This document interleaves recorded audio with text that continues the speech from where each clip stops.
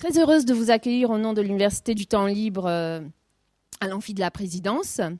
Nous avons été très heureux également de pouvoir participer, d'être partenaire de ce colloque qui a eu lieu ce matin donc, au Parlement de Navarre avec Bastide 64, avec le pavillon de l'architecture. Bon, je nomme pas tout le monde. Cette conférence, c'est pour ça qu'il y a des caméras un petit peu partout, et en même temps retransmise dans les cyberbases du département. Voilà, donc nous ne sommes pas seuls, il y a encore davantage de personnes avec vous. On ne les voit pas, mais ce soir, ils vont poser également des questions. Donc, je suis très heureuse d'accueillir les cyberbases de Poil-Escar, de Montaner, d'Arzac, de Monin, de Saint-Palais, de Garlin, d'Oleron et de Limbeil. Voilà, donc bienvenue à vous et nous serons très heureux d'avoir à la fin vos questions et vos remarques. Donc, je laisse la parole à Madame Torréjon qui va présenter Monsieur Madec et ensuite à Monsieur Dupérin qui sera là pour reprendre vos questions et puis pour animer le débat. Alors, juste un petit élément technique. À la fin, nous allons passer le micro pour que vous puissiez vous exprimer et poser vos questions. Vos questions aussi vont être transmises aux cyberbases. Alors, c'est un micro un peu placebo, c'est-à-dire qu'il n'y a pas de... ça amplifie pas la voix, mais ça, on entend votre question. Donc, ne vous inquiétez pas, il faudra parler fort, mais avec ce micro-là. Voilà. Je vous remercie et bonne soirée à tout le monde.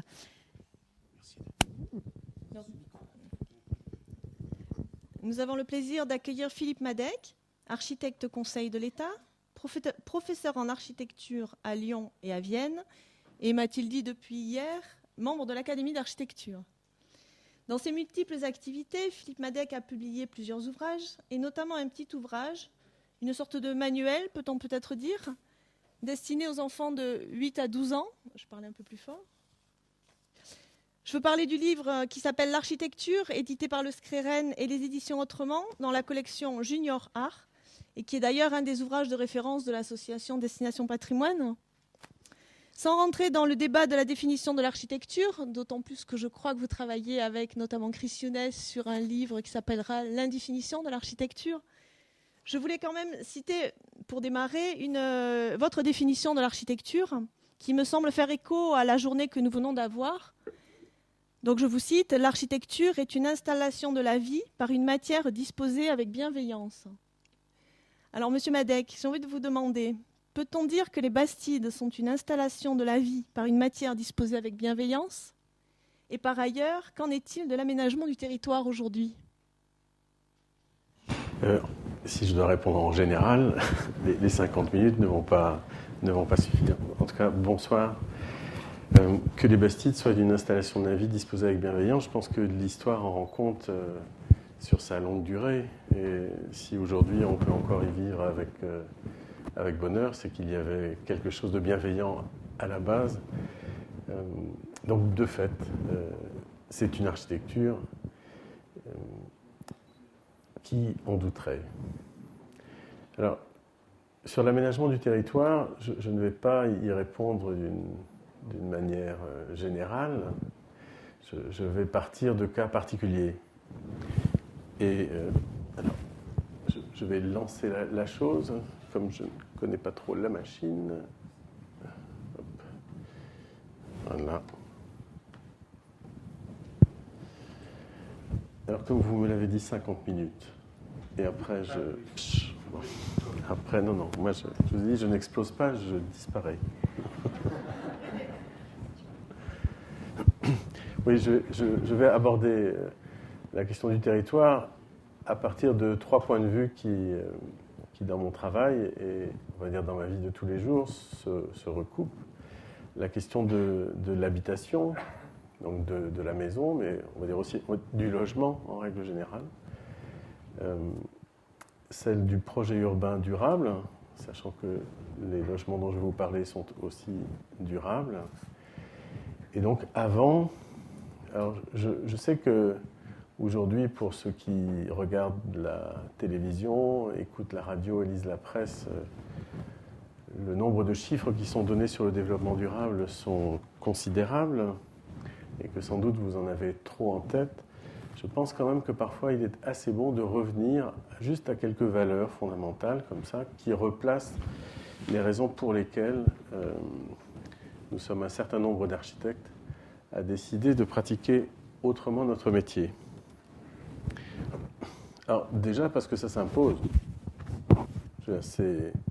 Ça ne s'impose pas qu'aux architectes, aux urbanistes, ça s'impose à toute la société, puisque les 2 articles que vous avez derrière moi sont les 2 premiers articles de la loi relative à la charte de l'environnement, qui aujourd'hui fait référence, et donc toutes les actions, qu'elles soient publiques ou privées, donc, nous placent sous son ombre, donc à la fois un droit, celui de vivre dans un environnement équilibré et respectueux de la santé, et, parce que vous savez bien que chaque fois qu'on a un droit, on a un devoir de plus qui nous arrive, donc le devoir de prendre part à la préservation et à l'amélioration de l'environnement. Bon, on est dans les suites du Grenelle de l'environnement, donc tout ça a été rebattu, relancé, remis en avant. Ce graphique-là me plaît toujours parce qu'il a le mérite d'être extrêmement explicite. Vous avez, on va dire, en rouge, et puis ça devient multicolore, l'évolution de la température depuis l'an 1000.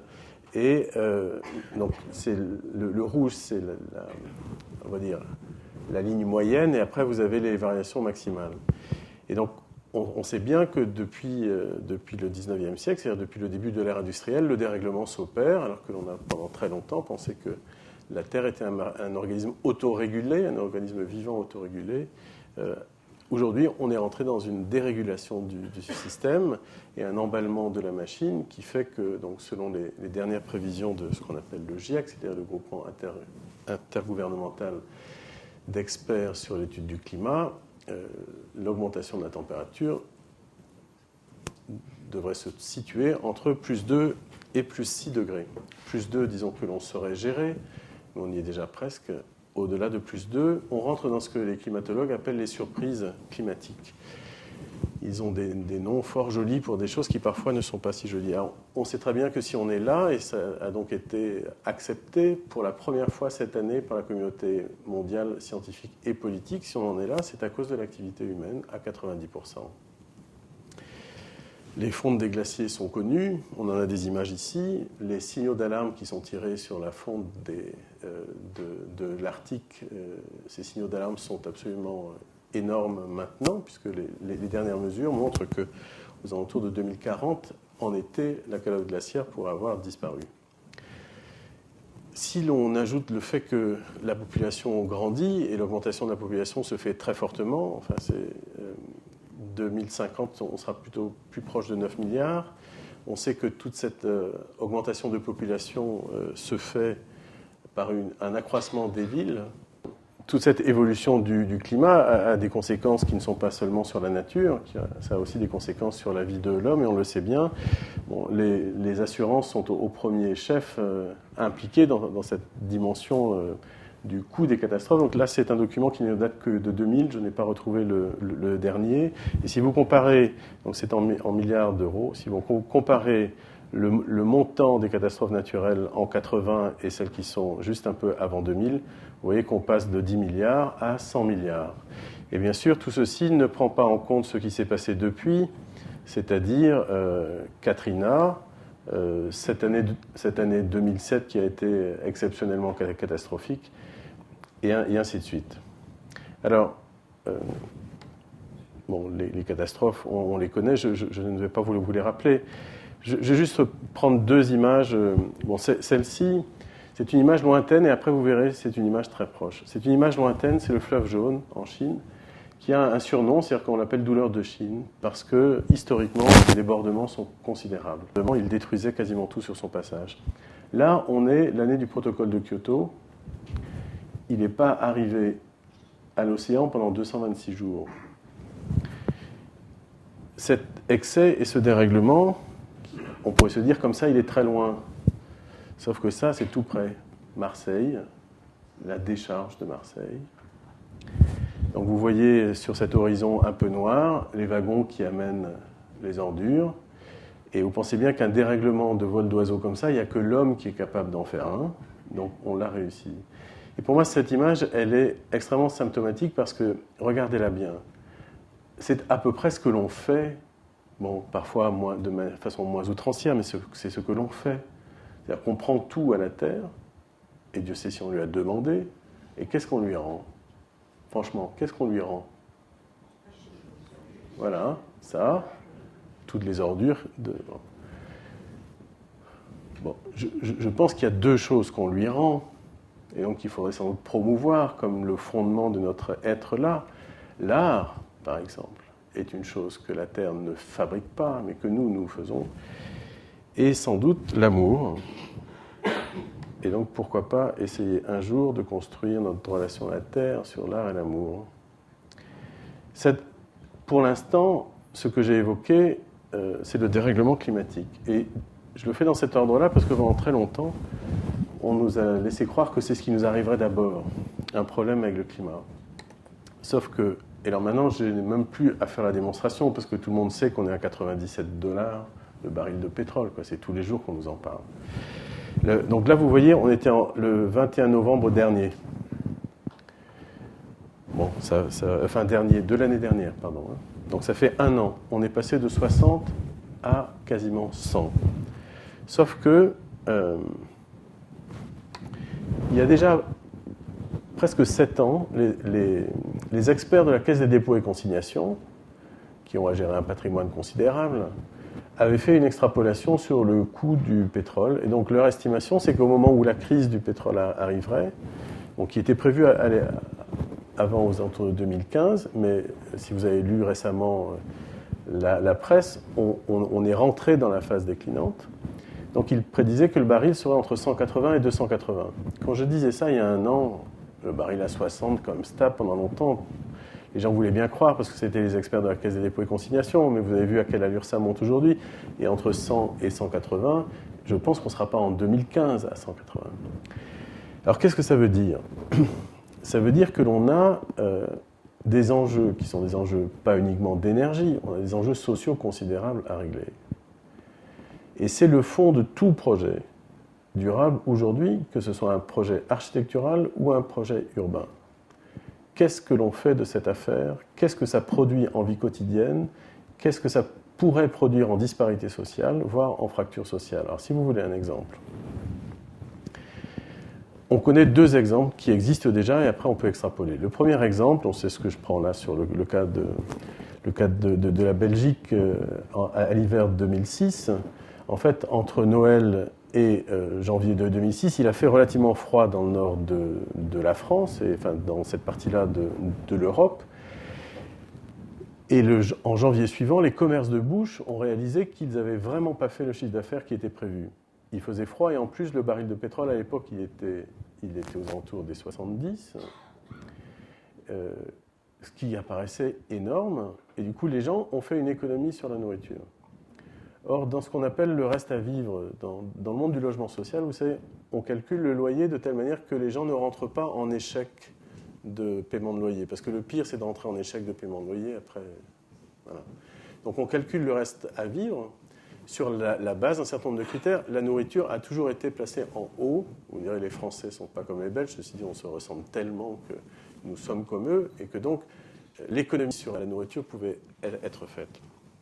Autre cas, l'année dernière, en Espagne, une femme a attaqué, et c'est la première fois, enfin c'est le premier exemple que l'on a attaqué son bailleur parce que l'appartement qui lui a été loué, elle n'avait pas les moyens de le chauffer et d'avoir une vie décente. Bon, des exemples comme ça, on en connaît beaucoup et qui changent les choses aussi. D'un autre, plutôt du côté pollution, les industries automobiles japonaises ont accepté, pour ne pas aller jusqu'au bout de leur procès, ont accepté d'indemniser des gens qui avaient des cancers du poumon. Bon, et on sait que le gouverneur Schwarzenegger est aussi en train de faire la même chose. Mais ramenons-le à notre vie quotidienne. Bon, aujourd'hui, j'ai vu à la fin de l'exposition un confrère qui présentait des architectures sociales et peu onéreuses. C'est un des enjeux principaux que nous avons à régler. Les choses ne sont pas aussi simples que ça. Quand on fait du collectif aujourd'hui, et qu'on fait du collectif engagé dans le durable, qui essaie d'être véritablement économe du point de vue de l'énergie, d'une certaine manière, on va dire, juste pour donner un avenir au logement, eh bien, on construit plus cher. Donc les gens qui peuvent acheter aujourd'hui un logement économique ont les moyens de le faire. Quand la crise de l'énergie va arriver, bien sûr, ils la sentiront passer, puisque tous les niveaux de la société vont être touchés, mais du point de vue de leur logement, ils la sentiront moins passer. Ceux qui n'ont pas les moyens de le faire, qui ont déjà un revenu modeste, ils vont avoir un logement, pas économe en énergie, c'est la double peine. 1, ils ont des revenus modestes. 2, ils vont avoir à payer beaucoup en énergie. La triple peine, c'est qu'en général, ces gens-là n'habitent pas en centre-ville, vont se retrouver à l'extérieur et on va avoir en plus le coût du déplacement. Voilà. Et finalement, tout notre travail, c'est ça aujourd'hui. C'est de nous mettre en situation de préparer ce moment-là.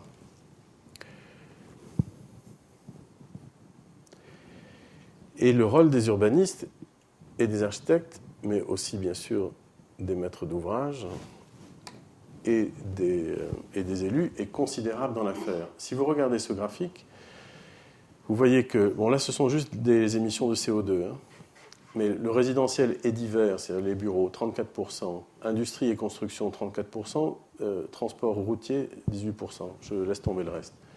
Grosso modo, vous faites la somme de tout ça, vous êtes à plus de 80%. C'est-à-dire qu'un architecte, quand il dessine, et surtout un urbaniste, quand il trace un trait, il est quelque part engagé dans 80% d'émanations de CO2. C'est dire à quel point nos métiers sont aujourd'hui responsables, mais pas uniquement, puisque bien sûr, tout dépend de l'utilisation que l'on fait de tout ça. Et s'il y a aujourd'hui la nécessité de se parler, et de se parler dans des conditions comme celle-ci, où voilà, ce ne sont pas que des experts, et Dieu sait si ces moments sont importants, c'est justement parce que ce qui est en jeu, c'est d'apprendre un nouveau savoir-vivre, mais quasiment un nouveau savoir-vivre le monde. Et ça ne se fait pas tout seul, ça se fait dans le partage, ça se fait dans l'explication des raisons. Et donc voilà, essayons de comprendre les raisons. J'ai là rapidement essayé de vous les donner. Et je ne vais pas vous faire croire que je suis un spécialiste des Bastides, puisque je n'ai jamais été un spécialiste des Bastides. Mais je sais ce que c'est que l'aménagement du territoire, et ce que je vous dis là, ça vaut aussi pour les Bastides, bien entendu, puisque ça vaut pour tous les habitats. On pourra parler de la réhabilitation après, si vous le voulez. Donc maintenant, je vais vous montrer quelques exemples de, on va dire, d'évolution en cours. Et je dis d'évolution en cours parce que constamment les choses changent. C'est-à-dire que c'est à peu près tous les jours que l'on apprend quelque chose de plus sur la situation, que l'on découvre d'autres solutions aussi techniques pour y répondre. Alors, ce sont des images qui vont défiler comme ça. Je vous dirai juste quelques petits mots dessus, puisque après on a l'occasion le temps de se parler, et je préfère que vous ayez le temps là-dessus. Le durable, grosso modo, eh bien, c'est de faire en sorte qu'il n'y ait pas d'entretien, d'utiliser des matériaux qui restent comme ça, dans le temps, longtemps, sans entretien. C'est aussi un travail sur la peau, qui est un travail considérable, sur les façades, qui ne sont plus seulement des façades, mais vraiment des peaux. La protection solaire est une des conditions essentielles aujourd'hui. Si on pouvait être un peu lapidaire, je vous dirais que c'est le grand retour du volet. Et même mieux, c'est le grand retour de la persienne, parce que le volet coulissant ne laisse pas passer assez d'air malgré ses petits trous, et que la persienne est la seule à laisser passer assez d'air, et à permettre donc que l'on ventile la nuit ou que l'on ventile le jour de façon économe. Ça, ce sont des logements sociaux que j'ai fait à Paris il y a maintenant 11 ans. Et c'est du social, voilà. En béton, en bois, sans traitement, en zinc. Ce travail sur la peau, on le retrouve à quasiment toutes les échelles aujourd'hui. On isole bien sûr toujours par l'extérieur pour éviter toutes les déperditions. Et on travaille après sur une peau qui s'épaissit un tout petit peu, qui peut devenir parfois habitable, mais qui oriente considérablement le bâtiment. C'est-à-dire qu'aujourd'hui, nos architectures sont toujours orientées, même si elles ne sont pas toujours nord-sud, elles sont toujours orientées, c'est-à-dire que leurs façades répondent à l'espace extérieur qu'elles ont devant elles. Un sud est plus facile à protéger. Hein. C'est un sud, c'est vous mettez votre casquette et ça marche. L'ouest, lui, c'est un peu plus compliqué. Il faut mettre la casquette en verticale. Donc ce bâtiment qui va être construit à Lyon a sa protection ici à l'ouest, ici au sud. Et on utilise bien sûr toutes ces choses-là pour quelques apports d'énergie supplémentaires. La façade nord, elle est, elle, beaucoup plus fermée, beaucoup plus massive. Les murs sont devenus très épais. Ici, nos murs extérieurs font 54 cm d'épaisseur, ce qui fait que dans l'épaisseur du mur, eh bien, voilà, on réussit à revenir à des persiennes qui se ferment en accordéon aussi. Alors ces architectures-là sont dans des sites urbains où on a du chauffage urbain, et un chauffage urbain qui ne recycle que des ordures, donc un chauffage urbain qui est écologiquement viable.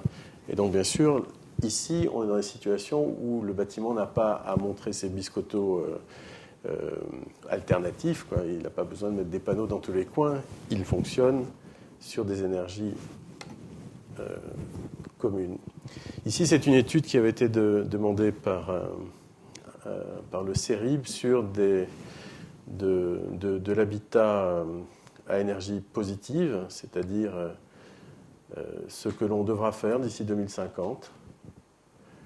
Parce que, si vous voulez, aujourd'hui, c'est vrai qu'une maison ancienne, construite dans son territoire, avec les matériaux de son territoire, le bois de son territoire, et un certain savoir sur l'orientation, cette maison-là était écologique.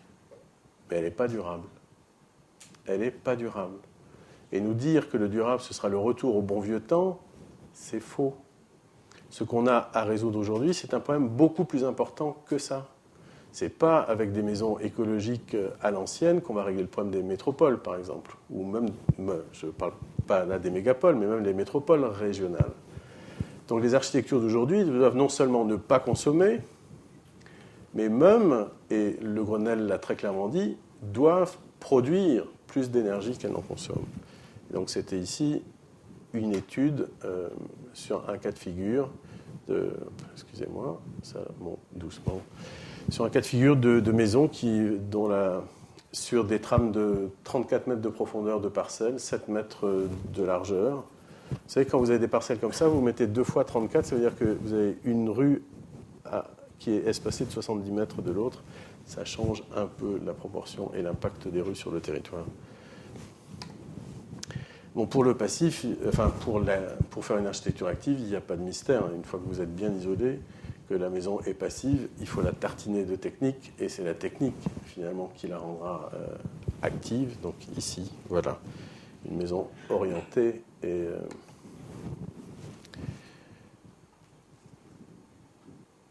qui fonctionne. Bon, c'est un de mes dadas. Quasiment toutes mes architectures fonctionnent en ventilation naturelle. On pourra en reparler plus tard. Ici, c'est un exemple assez rare dans mon travail, parce que je suis plutôt un architecte du logement social et des équipements publics que de la maison luxueuse, mais ce lotissement qui est en Île-de-France, c'est la seule chose un peu, luxueuse que nous sommes en train de faire. Mais même dans ce contexte-là, on a travaillé sur des parcelles en lanière plus longues, sauf 4 parcelles, parce qu'à cet endroit-là, on est sur un sol qui est tellement mauvais qu'on a réduit la quantité des fondations, toujours pour des questions de matière mise en œuvre. Et surtout, on travaille sur des maisons qui ne sont pas en R+1, mais qui sont en R+2. La maison R+2, finalement, c'était la maison bourgeoise traditionnelle.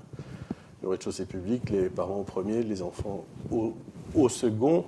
Et les réglementations de lotissement ont bêtement, finalement, fait perdre cette disposition tout à fait pratique. Donc voilà, c'est une maison ici en bois qui est en R+2. Voilà, voici un autre exemple qui est, on va dire, un travail sur la maison traditionnelle, sur la maison de base, enfin, on va dire sur l'archétype de la maison. Qu'est-ce qu'on peut faire à partir de l'archétype de la maison? Vous prenez une forme comme ça, vous l'orientez plein sud, vous ne mettez pas plus de 20% de surface vitrée et vous mettez une isolation suffisante à l'extérieur, vous avez une maison passive en faisant quasiment rien. Alors là, c'est parce qu'on la construisait en dur. Ici, on l'a construit en léger. C'est à la tour de Salvani, près de Lyon. Et donc c'est un modèle qui a évolué, qui est construit en industrialisé bois. Voilà.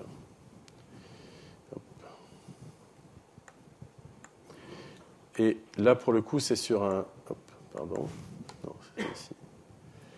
C'est sur un plan masse qui a été fait par un confrère. Les parcelles sont grandes. Alors là, ça n'est pas une maison proprement dite, mais c'est une maison d'accueil. C'est à Rocamadour. J'ai la chance de m'occuper de Rocamadour. Et vous savez, quand on réfléchit d'un point de vue durable, on essaie toujours d'intégrer la quantité de matière qu'on met en œuvre. Ne pas en mettre en trop, puisque finalement, ça nous manque, cette matière-là. Donc ici, c'est un bâtiment d'accueil à Rocamadour. Et en fait, c'est un bâtiment qui est grand comme ça en été, et en hiver, il devient tout petit. Parce que si on avait construit le bâtiment qui fonctionnait pour le moment où il y a beaucoup de gens, de fait, ça aurait été un équipement très, très fort, très lourd, et même quasiment catastrophique l'hiver, parce que d'un seul coup, l'hiver, on aurait vu à quel point c'était vide. Alors que là, dans cette évolution possible, ben, il gagne sa pertinence et il libère aussi l'espace. Alors, il n'y a pas que les maisons, il y a les tours aussi. La tour et la densité, je ne vais pas vous dire que mes petites maisons en R+2, toutes fines, en bois, ce sont des tours, mais dans des lotissements très bas, c'est des petites verticales. Et en fait, ces petites verticales nous intéressent bien parce qu'il s'agit quand même de consommer moins de sol. Alors bien sûr, souvent on dit, mais les tours, ça ne marche pas, regardez tous les exemples. Bon, je ne le crois pas. Hein. Il y a des raisons pour lesquelles les tours n'ont pas marché, il y a des raisons pour lesquelles les cités n'ont pas marché, notamment l'absence d'espace public. L'absence d'espace en commun. Quand vous rentrez dans une tour, vous vous frottez au moment où vous entrez. Donc c'est pas pour rien que tout se passe et tous les conflits sont dans le hall. Après, vous prenez la cage d'ascenseur. Encore, pareil, les conflits, c'est le seul endroit où il y a quelque chose en commun, mais aucun espace véritablement fait pour ça. Après, vous montez dans votre appartement et hop, vous êtes dirigé vers l'extérieur. Donc ce projet de tour que j'ai fait avec un architecte malais d'origine chinoise qui s'appelle Ken Yang, cette réhabilitation, on l'a faite à partir de cette idée du social et de l'environnemental mis ensemble. En fait, l'idée, c'est de faire en sorte qu'en creusant la tour, donc vous avez sur le croquis du haut à gauche la tour telle qu'on l'a trouvée, et au fur et à mesure, tout ce que l'on proposait. Et donc, ce qu'on proposait, c'était de fabriquer des conditions de voisinage à l'intérieur même de la tour. C'est-à-dire que les gens puissent se voir dans la tour et partager certains espaces. Et ces espaces, ils n'étaient pas juste peints en vert, parce que j'aime le vert. Ils étaient peints en vert parce que... Enfin, ils étaient verts, tout court, parce qu'on voulait que ces lieux deviennent les lieux de l'environnement, mais qu'ils soient aussi les lieux sociaux, c'est-à-dire les lieux de la rencontre. Donc voilà, ça donnait cette proposition-là. Eh bien, nous n'avons pas gagné. Ça fait partie du sport, comme on dit chez nous, d'être parfois très malheureux quand on pense qu'on a bien travaillé et que d'autres sont préférés.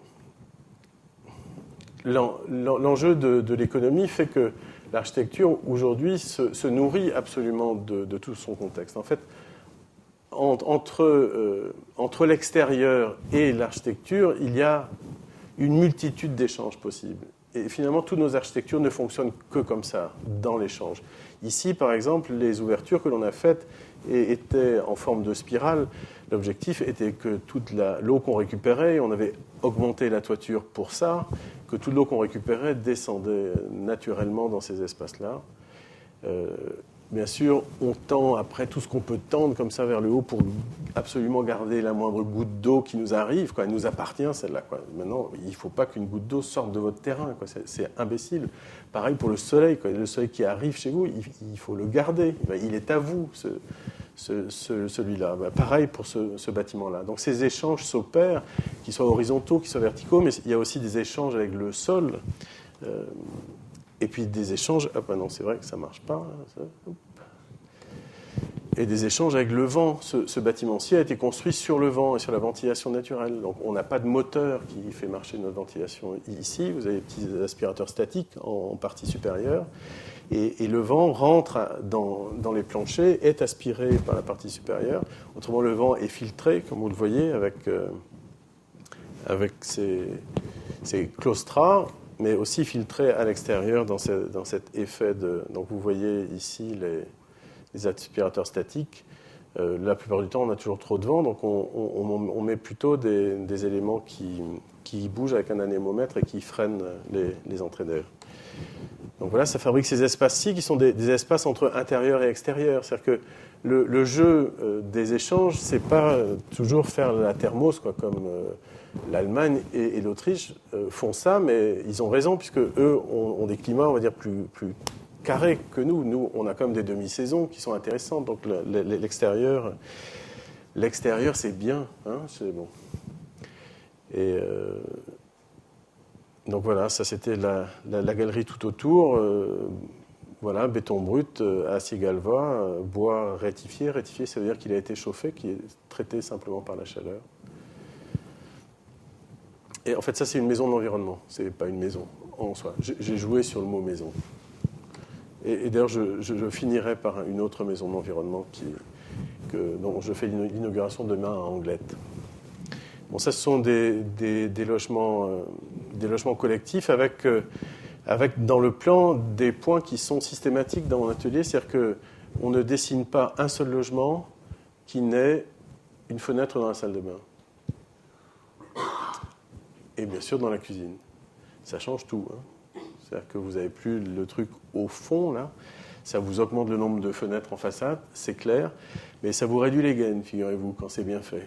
L'économie, on l'a fait là, mais surtout, ça fait que la lumière du jour est omniprésente, que la ventilation naturelle est là aussi à portée de main. Donc c'est un bâtiment qui était pour le maître d'ouvrage avec qui on l'a fait, sa première opération habitat et environnement. Et j'ai ajouté une touche qui est liée à mon goût pour la participation citoyenne. Mais voilà, je ne vais pas rentrer dans tous les détails, mais quand on fait du travail en participation, notamment sur le logement, il y a toujours la demande de faire en sorte que le logement que l'on aura soit repéré. Et alors je me dis, mais pourquoi est-ce que cette demande qui arrive quand on a les gens en face de nous, pourquoi est-ce qu'elle n'aurait pas du sens quand je n'ai pas les gens en face de moi? Et donc, en jouant sur ces jeux d'enduit, simplement, il y a une décomposition de la forme qui arrive et qui permet qui permet aussi de changer l'échelle des choses. Bon, c'est un petit dessin sur la ventilation traversante. Voilà, et puis un petit croquis. Les enduits sont posés, le poseur a été très talentueux. Et voilà.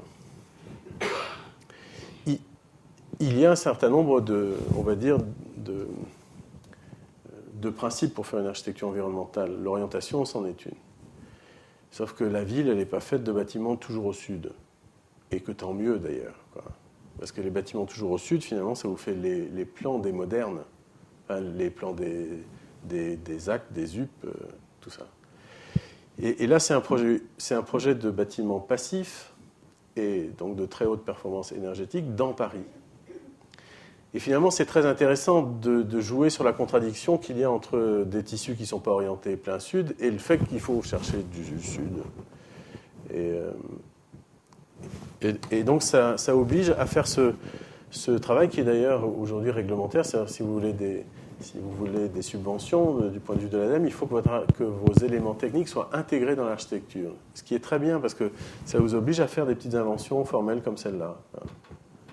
C'est-à-dire jouer avec des toitures qui se mettent à être un peu moins simples que les autres et à jouer la différence d'orientation par rapport au bâtiment qui est en dessous. Donc voilà juste quelques exemples d'architecture. Je voulais juste maintenant vous dire bien sûr que cette architecture-là, elle peut se mettre partout, vous le voyez, sur ce projet parisien, mais en même temps, quand on l'installe, elle fabrique un territoire. Et je travaille depuis... excusez-moi, les dessins d'en bas ne sont pas très beaux. Je travaille depuis 10 ans dans une commune près de Rennes qui s'appelle Passé. Et je pense qu'on a à peu près encore pour 10 années de travail. Et la fabrication du territoire là a été l'objet d'un changement de valeur. Donc, quand on a dû développer la commune, et on devait le faire, puisque c'est une des communes qui sert de pôle d'appui au développement de Rennes Métropole, on pouvait le faire comme d'hab, c'est-à-dire en disant mais où est-ce que je mets ma voirie et vers où va-t-elle et comment dessert-elle le territoire. On n'a pas fait ça. Toutes les raisons de développement de ce territoire sont parties de la goutte d'eau, et la goutte d'eau, où est-ce qu'elle tombe et où est-ce qu'elle va. Et du coup, on a remis en avant la topographie du territoire, l'hydraulique, mais aussi les couloirs écologiques, les corridors écologiques, comme on dit, et on a construit une nouvelle centralité à la ville qui est autour de ce fond de vallée et cet autre fond de vallée, ce qui fait que tous les projets qui viennent aujourd'hui et qui sont dans ce secteur-ci se réfèrent à cette topographie, prolongent le mouvement de l'eau et servent finalement de structure pour les voiries piétons-cycles, une plantation extrêmement dense, c'est-à-dire que pas de pelouse. On plante ce que l'on appelle localement des rabines, mais que moi j'ai ramené en reforestation. C'est-à-dire que l'on plante dense, on plante bas, on plante dense. Les rabines font au minimum 25 mètres de largeur, et comme elles ont un chemin qui est un peu souple, ça va jusqu'à 40 mètres de largeur. Ce qui veut dire qu'avec ces rabines, qu'est-ce qu'on fait? Déjà, pas d'entretien, pas d'arrosage, retour de la faune et bien sûr de la flore, et maîtrise du climat, puisque vous savez bien qu'un bois, c'est d'abord de l'ombre avant d'être du soleil. Et quand vous structurez votre territoire autour du chemin de l'eau qui est en surface et que vous le mettez dans un espace boisé, vous faites en sorte que la plupart des parcelles de votre lieu vont être concernées par ça, vous maîtrisez votre température. Ça fait partie des jeux que l'on met en œuvre. Et je vous montrerai un autre projet d'écoquartier que l'on vient de rendre pour la ville de Cognin, près de Chambéry, où on travaille sur ce qu'on appelle, nous, les îlots de chaleur. Donc voilà le plan de la commune aujourd'hui, avec une variation sur les types de parcelles et bien sûr sur les types d'habitats, jusqu'à l'implantation dans une commune qui était qu'une commune de lotissement, qui était connue justement parce qu'elle n'était que de lotissement. On installe du R+5. Et alors, comment le R+5 est arrivé? Bon, quand vous travaillez 10 ans avec des gens, petit à petit aussi, les choses s'installent, quoi. La confiance arrive et puis les décisions peuvent être prises dans la durée. Mais c'est arrivé, et vous avez la réponse. Bon, ça, c'est un territoire qui est absolument maillé de chemins piétons et cycles dans tous les coins, ce qui fait que, en plus de ce maillage, parce que le déplacement c'est bien, mais le mieux c'est de ne pas se déplacer.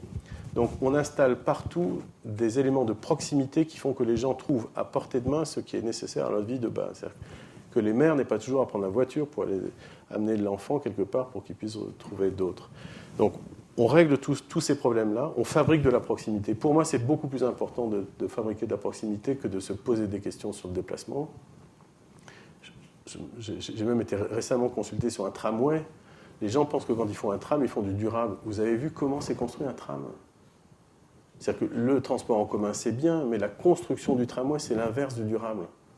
En France, si vous avez un tramway de 12 km, vous avez une bande de béton qui fait 12 km sur 7 mètres de largeur.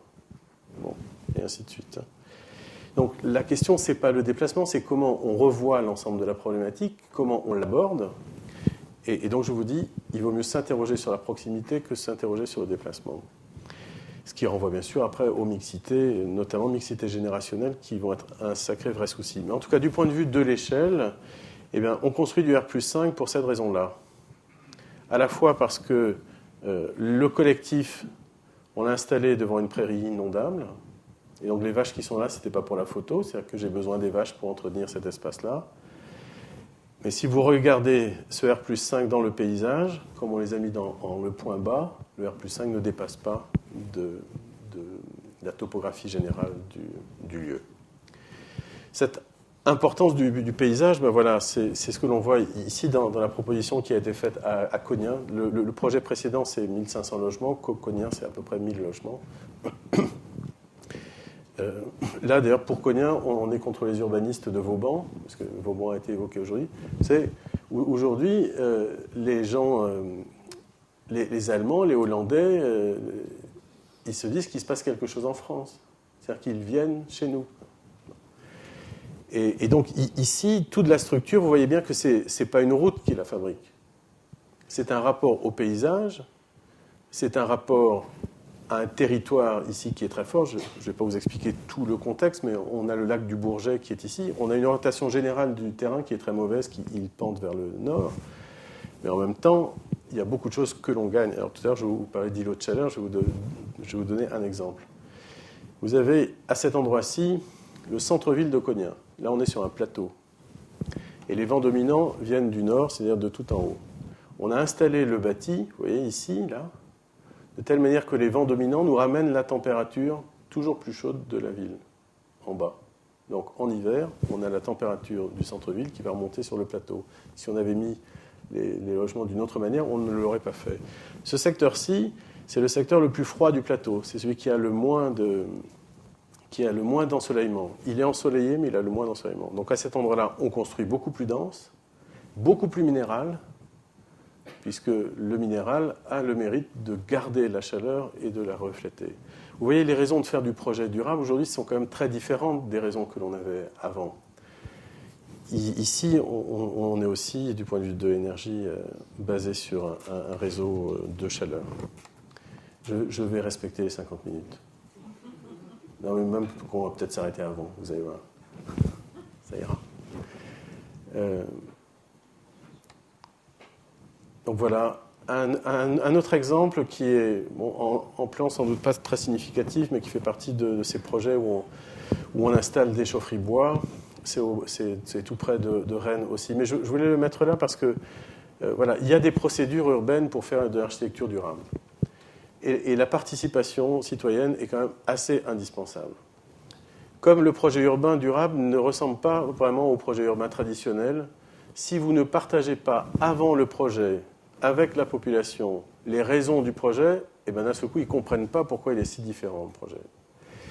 Et bien sûr, l'ADEME avec les AU permet de faire ça. La région rennaise a ce qu'on appelle une procédure ADOU, qui fait qu'avant le projet et avec les équipes qui sont retenues, ça a été un marché de définition, il y a un certain nombre de réunions qui sont des réunions de partage sur des thèmes très forts, sur des thèmes très précis. Et au cours de ces réunions, il y a les élus, bien sûr, mais il y a les citoyens qui veulent être là et il y a les concepteurs. Et ces moments-là sont extrêmement importants. Pour moi, plus le partage se fait tôt, meilleure se fait l'appropriation. Et les vrais soucis, ce n'est pas les soucis de conception. Je veux dire, les architectes, les urbanistes, aujourd'hui, ils savent faire le projet urbain durable. L'enjeu, c'est, une fois qu'il est fait, comment il est vécu. Et l'appropriation, l'usage, eh bien, c'est le fait des usagers. Et cela, il ne faut pas les écarter du projet avant, parce qu'autrement, ils ne savent pas l'utiliser. Un autre exemple, c'est à Thoiré-sur-Loire, d'une ZAC qui était très mal partie. On nous a demandé de la reprendre et on a complètement changé son orientation. Mais surtout, on a commencé à travailler avec un acousticien. Le dessin que vous avez en bas, c'est la simulation par l'acousticien des protections sonores dont on avait besoin. On est au bord du rail. Toutes les décisions ont été prises en fonction de l'orientation, du bruit, donc de l'ensoleillement et toujours où tombe ma goutte d'eau et où est-ce qu'elle va. Et donc ça a fini par faire ce projet qui est en cours de réalisation, donc qui fait l'objet d'un partenariat aussi avec le CERCAL. Bon, on peut faire mieux que CERCAL, mais disons que c'est bien, quoi, parce que pour ceux qui n'en ont pas fait, c'est une bonne manière de commencer. Bon, ça c'est juste un petit dessin, mais il ne dit pas grand-chose de plus que ce qu'on sait depuis longtemps, quoi, que l'ombre, c'est quand même assez important. L'ombre, ça peut être bien, quoi. C'est-à-dire que quand on n'avait pas trop chaud, et bon, alors, je le dis ici, où il fait, même s'il pleut autant qu'en Bretagne chez vous, il fait quand même un peu plus chaud que chez moi. Et donc l'ombre ne nous était pas si favorable avant, alors qu'aujourd'hui elle devient très, comment dire, quasiment savoureuse, quoi. On peut l'utiliser dans les espaces publics. Ça c'est un projet d'aménagement de 2 casernes à Dinan qui est en fait très singulier parce que ce projet-là, quand on l'a lancé, il n'y avait pas de programmation. Et c'est tout le travail sur l'espace public, donc sur l'en commun, sur ce qui était partagé, avec un travail fait par des sociologues qui ont posé au Dinané la question de, pour vous, qu'est-ce que c'est que l'espace public et quelle envie d'espace public vous avez.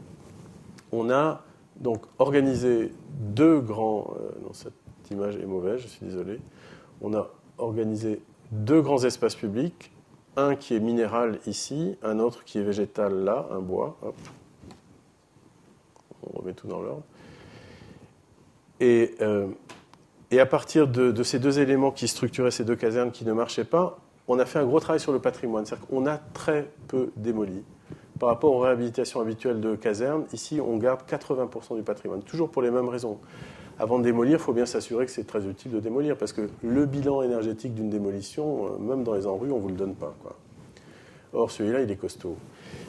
Bon, bien sûr, ici, ce n'est pas un patrimoine des années 60 ou des années 50, mais ce n'est pas forcément plus facile à réhabiliter un patrimoine comme celui-là qu'une barre ou qu'une tour. Donc, on a tout gardé. Les murs que l'on a détruits et les quelques bâtiments qu'on a détruits, leurs pierres sont restées sur place. Toutes les pierres nous ont servi à faire, et vous le voyez sur la photo qui est en haut à droite, on a refait des murs partout. On a refabriqué tout l'espace public à partir des pierres qui étaient présentes là. Vous voyez, en dessous, c'est un espace où on garait les chars, puisque c'était des casernes de cavalerie. On ne sait pas encore ce qu'on va faire dans ces bâtiments-là. Mais on sait qu'ils doivent être là, et ils restent là. Et en fait, c'est l'espace public qui a été construit comme structure urbaine fondamentale qui fait que petit à petit, on a pu donner le programme des bâtiments qui étaient derrière. Et donc voilà, plus que 3 diapositives qui nous rapprochent beaucoup d'ici, puisque en fait demain matin, j'inaugure ce bâtiment à Anglette. On est à l'embouchure de l'Adour. Il y a à cet endroit-là un biotope assez particulier qui est lié au fait que depuis longtemps, on va dire presque toujours, l'homme ici lève une vanne de temps en temps et fait rentrer dans les étangs qui sont là l'eau de mer. Ce qui produit 2 étangs d'eau saumâtre avec tout ce que ça signifie comme faune et comme flore singulière. Et d'ailleurs, c'est un site unique en France. Ce travail, je l'ai fait bien sûr avec des paysagistes, parce que vous ne savez pas faire ce travail-là tout seul, et puis bien sûr aussi des scientifiques pour la dimension botanique. C'est le dernier travail d'un homme qui est mort aujourd'hui, trop jeune, qui s'appelait Guillaume Geoffroy-Chaume, qui était un paysagiste très proche de Gilles Clément et avec une très grande connaissance de la faune et de la flore. Et nous avons fait un bâtiment qui est le bâtiment d'entrée. C'est-à-dire qu'on entre là et le parc se donne. C'est une architecture en bois, entièrement en bois, 200 mètres cubes. Il nous manquait 20 mètres cubes en France qu'on était chercher ailleurs, ce qui montre que la filière bois en France a quelques progrès à faire. Un bâtiment entièrement en bois, en Douglas et en Mélèze, et qui vient... qui permet de voir la vanne ici, et de monter à cet endroit-là pour voir l'ensemble du paysage. Le bâtiment a été décidé parce qu'on ne voulait pas d'ascenseur, bien sûr, même s'il fallait que les handicapés soient servis, comme tout le monde. Donc la longueur du bâtiment est liée à la longueur de la rampe nécessaire pour atteindre 5 mètres de hauteur. La largeur, après, est venue du programme lui-même.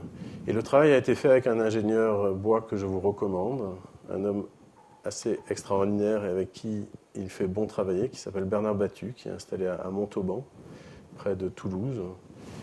Et aujourd'hui, voilà, le bâtiment ressemble à ça. Il a été construit et il est devenu un jeu entre le bois et l'acier. Et donc, si vous passez par Anglette, vous pouvez aujourd'hui l'emprunter pour rentrer dans le parc qui est juste là. Donc là aussi, comme dit au début, on se protège, on met des matériaux qui ne demandent pas d'entretien, on utilise la ventilation naturelle, on est économe en énergie, etc., etc. On va dire la base, et un bâtiment dont les pieux, vous pouvez les enlever comme ça. Si un jour on le démonte, on ne laisse pas une seule trace sur place. Voilà, je vous remercie.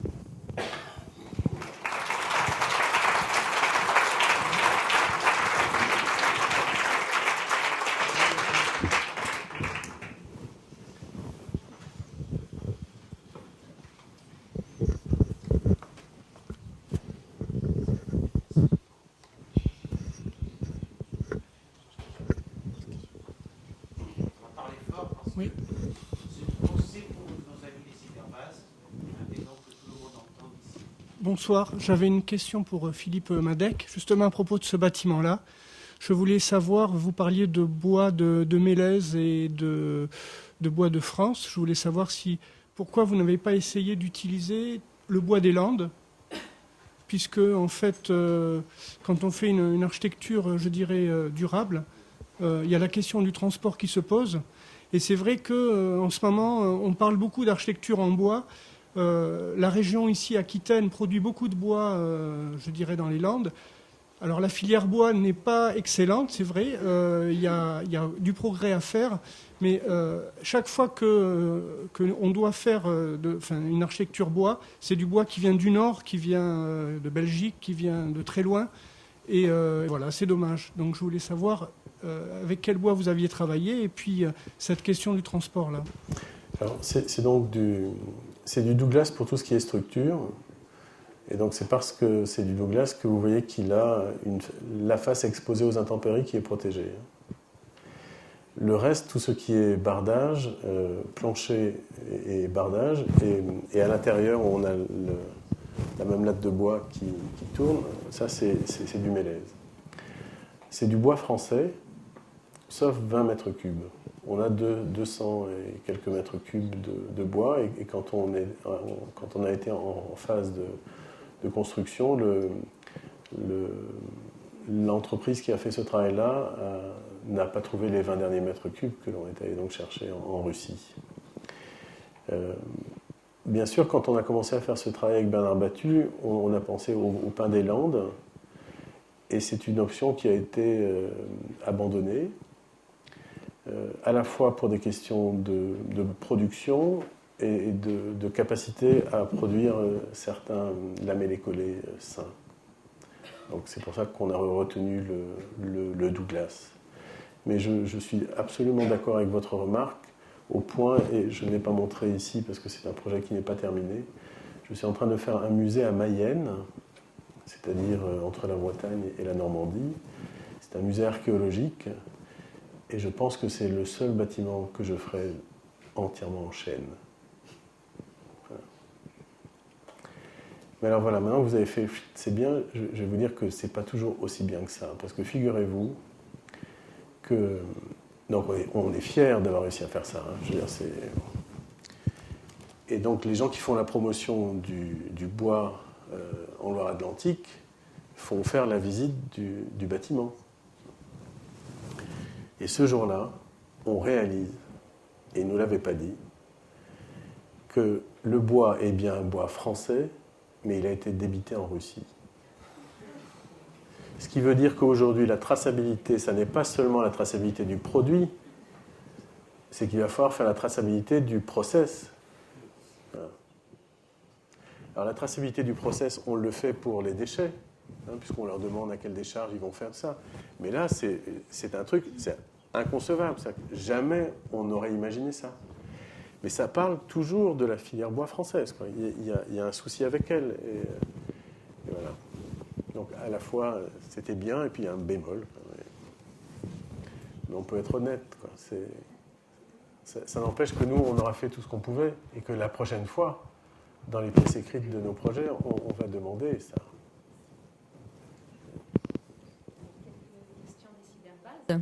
Moi, je voulais juste dire avant, parce que j'ai suivi un petit peu le colloque ce matin, que votre colloque est vraiment... Votre conférence clôt bien ce colloque, parce que ce matin, on a parlé de Bachelard avec Bernard Dupérin par rapport à l'espace poétique. Et j'ai retrouvé chez vous les éléments de Bachelard, toujours l'eau, le feu, c'est-à-dire qu'il y a une espèce d'intégration de la nature. Et ça me fait penser également à... L'écologie urbaine, Jean-Marie Pelt en parle très bien quand il parle surtout des lieux de rencontre et de partage, parce que c'est ça qui fait le cœur désirable et durable d'un quartier. Vous avez bien raison. Donc je trouve que ça... Ouais. Voilà, c'était juste une remarque. Alors, question des cyberbasses, que pensez-vous des façades métalliques en particulier ? En particulier, rien. Il faudrait savoir de quel cas particulier il s'agit. Bon, ce qu'il faut comprendre, c'est qu'aujourd'hui, les architectures qui sont dessinées et conçues avec une isolation par l'extérieur doivent à poser un bardage, puisqu'il faut bien protéger l'isolant. Vous avez une structure, que ce soit un mur ou une structure bois, et puis votre isolant, voilà, il faut le protéger. Quand les isolants sont très épais, il y a des structures qui nous coûtent très cher maintenant pour ça. Et donc vous avez un bardage. Quand vous faites la liste des bardages possibles, vous n'avez pas une quantité phénoménale. Et je veux dire de bardages possibles un peu durables, parce que l'acier a encore le mérite d'être recyclable. Donc l'acier est un bon bardage. Et donc la façade en acier peut être une très bonne façade. Une autre question, mais je pense que vous avez répondu en parlant de la tour sur quelle image de l'HLM moderne, ou en tout cas idéale. Mais je pense que vous l'avez un petit peu... Alors, oui, vous avez dit moderne et après vous avez dit idéal.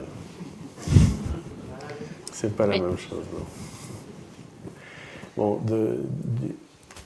vous savez, juste avant sur la question du temps, et après je vous répondrai. On est, nous, dans une situation extraordinaire, et je pense vraiment pour les jeunes architectes, aujourd'hui, ils vont vivre une période extraordinaire. Il ne faut pas qu'ils passent à côté de cette période-là. Et dans cette période, aujourd'hui, on n'a aucune théorie pour nous dire ce qu'on doit faire. C'est pas comme à l'époque des modernes où quelqu'un vous disait, voilà, t'as vu ça, t'as 5 points, tu fais tout avec ça, c'est impeccable. Aujourd'hui, on invente quasiment à chaque projet la solution qui lui convient. Et on le fait dans une situation très particulière, c'est que la question de l'avenir, elle est tellement là que tous nos projets sont constamment face à l'avenir. Et un avenir, en plus, dont on n'a pas vraiment idée, si ce n'est qu'il est un peu compliqué, quoi. Donc, on n'est vraiment pas dans la condition moderne. Enfin, franchement, on est sorti du modernisme, on est sorti du postmodernisme, on est entré dans une période qu'un jour quelqu'un saura nommer, mais pour l'instant, nous, on ne sait pas la nommer. Et la question du moderne, mais je vous remercie de m'avoir dit ça, parce que il faut dire sur le moderne quelque chose qui est la suivante. Chez les modernes, il y avait un certain nombre d'éléments qui ont servi pour le lancement de l'architecture bioclimatique. Bon, géoarchitecture, c'est un mot fait par Corbu. Quand vous regardez les architectures de Corbu, celles de Neutra, enfin, il y a après des successeurs, des Coderch et autres, vraiment des architectures, mais vraiment dans leur climat. Sauf que l'architecture moderniste, c'était pas que des héros qui l'ont faite, quoi.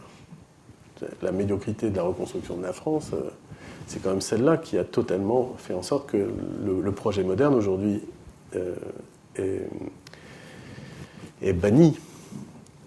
Mais on le voit revenir avec le projet durable. Le bâtiment standard, idéal, orienté plein sud, écarté de son voisin avec la distance qui fait qu'il ne lui porte pas d'ombre. La séparation des flux entre les voitures et les piétons, etc., etc. Les calculs de densité, tout ça, c'est un raisonnement des modernes. Et donc, si on n'y fait pas attention, on peut très bien refaire du projet moderne, alors que ce n'est pas notre ambition. Et c'est pour ça qu'il faut se souvenir, je l'ai déjà dit tout à l'heure, mais je le redis là, il faut se souvenir que l'échec des modernes est surtout lié, au-delà de la reconstruction médiocre et d'enjeux économiques difficiles, à l'absence de pensée sur l'espace public, sur l'en commun. Et si nous commençons tous nos projets par la mise en place de cet en commun, c'est que c'est parce qu'au fond de moi, c'est une vérité à laquelle je tiens. Donc de fait, ça n'est pas un projet moderne. Alors quel est le projet idéal ? Le projet idéal, il n'y en a pas. Il y a chaque fois un projet qui répond à sa condition particulière. Condition particulière qui, du point de vue du durable, est la somme de l'économique, de l'environnemental, du social et du culturel. Or ça, c'est en 4 variables. Et donc le projet varie en fonction de ces 4 variables. Notre travail à nous, c'est de faire en sorte qu'aucune de ces variables ne soit laissée de côté. Si vous enlevez une seule de ces variables, vous ne faites plus du durable. Vous retombez dans les habitudes d'avant. Si vous enlevez social, vous faites de l'environnemental, mais vous faites de l'environnemental pour qui ? Pour les bobos, finalement. Donc ce n'est pas forcément du durable, parce que vous faites de la ségrégation sociale. et ainsi de suite. Vous enlevez l'environnemental, ben vous faites ce qu'on faisait avant, qui était une catastrophe. Si vous ne prenez pas en compte la dimension, enfin bref, et ainsi de suite. Donc c'est l'ensemble de ces choses-là qui sont à prendre en compte.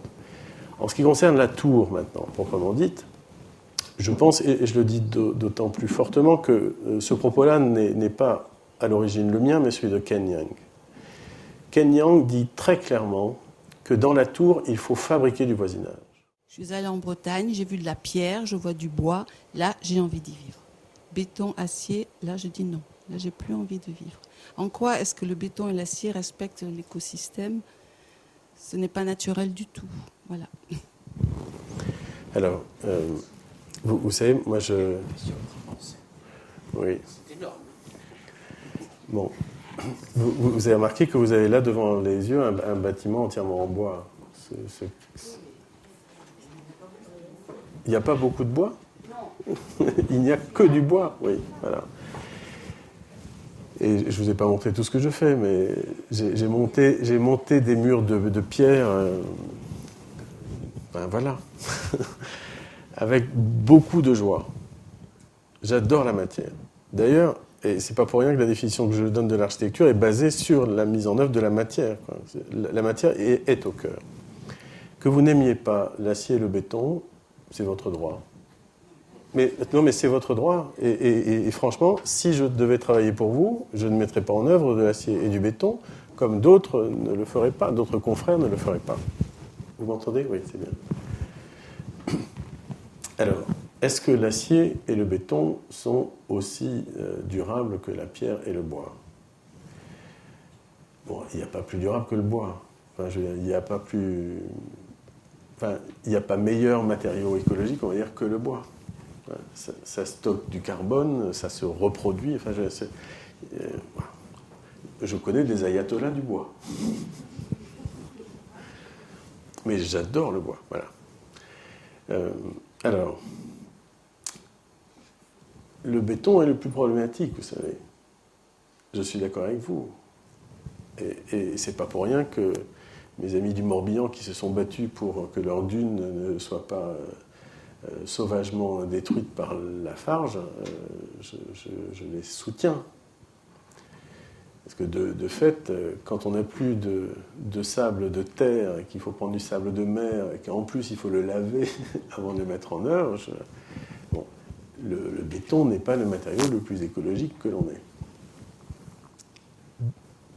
Et en France, la construction se fait majoritairement en béton pour des histoires qui sont liées à la reconstruction, à la fabrication d'un milieu industriel et d'un milieu de la construction dont nous héritons. Le béton, je l'utilise à propos.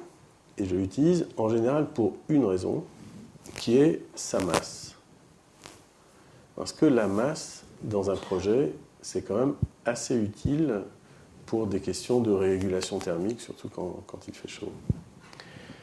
Voilà, donc ça n'est pas un matériau idéal, je suis d'accord avec vous. Sauf que il y a des réalisations en béton extraordinaires et que les bétons aujourd'hui évoluent, mais peut-être que vous ne connaissez pas les dernières évolutions du béton vers des bétons beaucoup plus minces, moins consommateurs d'eau, ne consommant pas de sable et ainsi de suite. Quant à l'acier, bon, lui est renouvelable, enfin je veux dire, il est recyclable. Et en ce sens, il est moins problématique. Enfin, dans l'échelle, si vous mettez la pierre, le bois le bois est le meilleur, la pierre vient ensuite, puisque une fois qu'elle est utilisée, elle ne se reproduit pas. L'acier et le béton, sans doute, après. Donc voilà, on va dire dans un ordre écologique. Mais quoi qu'il arrive, il y a quelque chose que je ne ferai pas, madame, c'est que je ne réussirai pas à vous défaire d'un dégoût. Parce que votre raisonnement n'est pas uniquement du point de vue de l'écologie, il est aussi du point de vue de la présence des matériaux dans l'espace. Et alors, si vous voulez, l'impact sur la santé, l'acier ne pose pas de souci.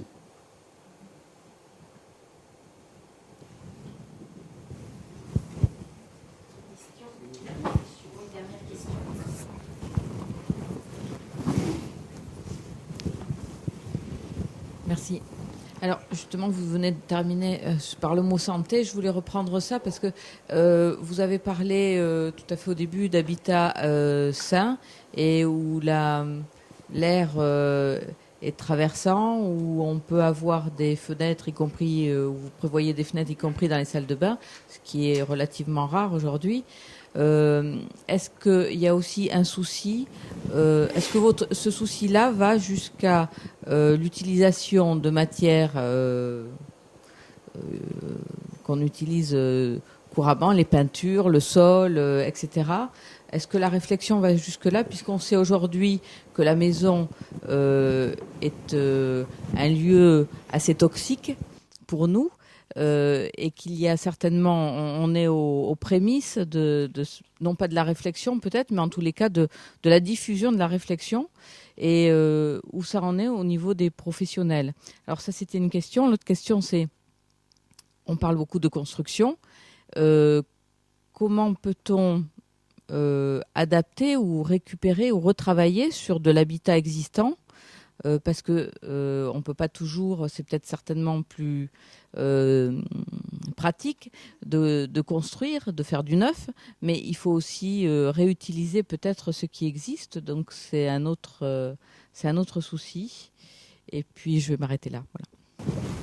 Bien, sur la question de la santé, bien sûr que le choix des matériaux est une des conditions premières et des matériaux mis en œuvre à l'intérieur. La procédure française qui s'appelle la haute qualité environnementale, la HQE, met en avant ce point-là et quasiment toutes les procédures le mettent en avant. Vous savez, aujourd'hui, on a beaucoup de normes qui nous aident pour ça, même pour les peintures, pour quasiment tout, hein, la norme NF Environnement et puis les autres normes guident pour tous ces choix. Mais je dois vous dire que les choses évoluent en permanence. La grande spécialiste de la santé et du bâtiment s'appelle Suzanne Déhoux et c'est une femme médecin qui est basée à Andorre. Et d'ailleurs, si un jour vous voulez entendre quelqu'un qui parle magnifiquement de tout ça, invitez Suzanne Déhoux. Et figurez-vous que moi, je préconisais depuis très longtemps, comme revêtement de sol, plutôt du linoléum. Puisque le linoléum, ce sont que des matériaux naturels. Et depuis que j'en ai reparlé à Suzanne, je ne le prescris plus, alors que je croyais que ce matériau était totalement sain. Et de fait, il est sain, mais son vieillissement dans le temps, et donc l'enjeu là, c'est les espaces pour les enfants, son vieillissement dans le temps est bien différent du caoutchouc. Et le seul, maintenant, que je mette dans les classes et les écoles, c'est du caoutchouc. Puisque maintenant, on réussit à avoir des caoutchoucs pas cher. Donc c'est un enjeu premier. Alors après sur l'ancien, de fait je vous ai montré ces exemples-là parce que je n'ai pas été arrivé à faire de réhabilitation à ce jour, mais c'est l'enjeu de demain. Le parc existant c'est 90% du bâti, donc oui, c'est quand même considérable. Et c'est l'avenir des jeunes architectes. Ils vont avoir ça à faire et il faut vraiment qu'ils le fassent parce que même, je ne sais pas, tous les architectes qui sont ici, je ne sais pas combien ils sont, mais si on se mettait tous en même temps et qu'on mettait toute notre vie ensemble de travail, on ferait à peine un petit village à nous tous, quoi, ou un bourg, ou enfin, voilà. Bon. C'est-à-dire rien, alors que la ville ancienne, elle pollue comme, je ne sais pas, chaque maison, c'est un camion mal réglé. Enfin, bon. Et de fait, on le voit bien. Enfin, donc l'enjeu est là. Mais l'enjeu, là, il n'est pas seulement technique, et on le sait bien, l'enjeu, il est bien sûr fiscal, et le gouvernement va le faire. Enfin, il y a déjà des aides, et il ne peut y avoir que des incitations pour faire le travail, parce que techniquement, on sait le faire. Mais après, moi, je suis assez passionné par des questions juridiques, parce que il y a des empêchements d'avancer qui sont simplement juridiques. Là, récemment, j'ai rappelé quelque chose que d'autres expliquaient aussi depuis longtemps, qui est la manière dont on calcule la surface en architecture et va contre le durable. Mais pareil, prenez les règles de copropriété. Il faut changer la loi sur la copropriété parce qu'aujourd'hui, quand un copropriétaire lève le doigt en disant « je veux un digicode », le digicode s'impose à la copropriété. Mais j'en vois pas un qui disait « attendez, moi je veux une chaudière à condensation ». et puis que ça s'impose à la copropriété. L'amélioration importante du patrimoine commun à une copropriété doit faire l'objet d'une unanimité. On est mal barré, quoi. Donc vous voyez, c'est là, d'une certaine manière, je parle aussi d'architecture.